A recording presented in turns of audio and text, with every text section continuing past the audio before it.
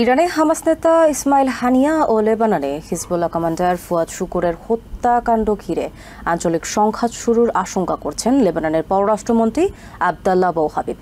তার মতে ইরান ইসরায়েলে হামলা করলে আমেরিকা সামরিক হস্তক্ষেপ করতে পারে, যা আঞ্চলিক সংঘাতে রূপ নেবে।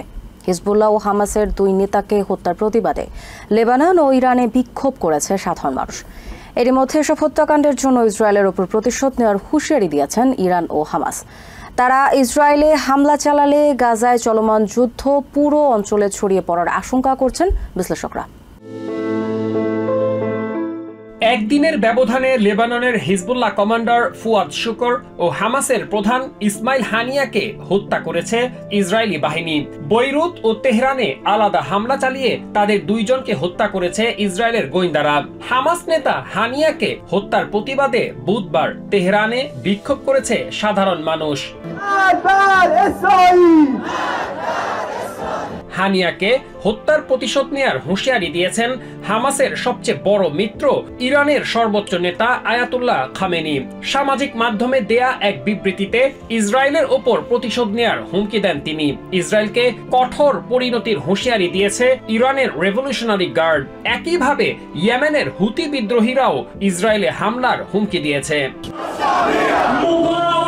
হামাস, হুতি ও ইরানের এসব হুমকির কারণে গাজায় চলমান যুদ্ধ পুরো অঞ্চলে বিস্তারের আশঙ্কা তৈরি হয়েছে। ইরান ও হামাস ইসরায়েলে হামলা করলে তাদের মিত্র আমেরিকা তাতে জড়িয়ে পড়বে বলে মনে করছেন লেবাননের পররাষ্ট্রমন্ত্রী আবদাল্লাহ বৌ হাবিব।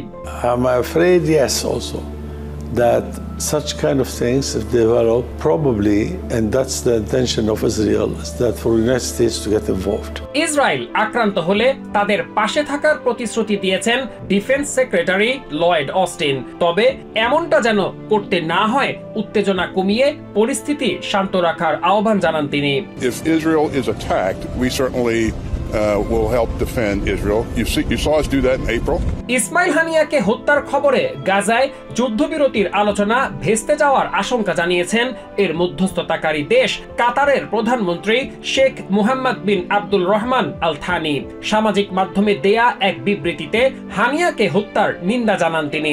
চলমান আলোচনায় এক পক্ষ অন্য পক্ষের সমন্বয়কারীকে হত্যার ঘটনায় বিস্ময় প্রকাশ করেন কাতারের প্রধানমন্ত্রী।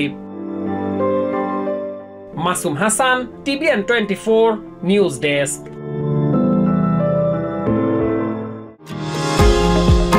নিউ ইয়র্ক থেকে সম্প্রচারিত TVN 24 টেলিভিশন বিশ্বজুড়ে বাঙালির কণ্ঠস্বর।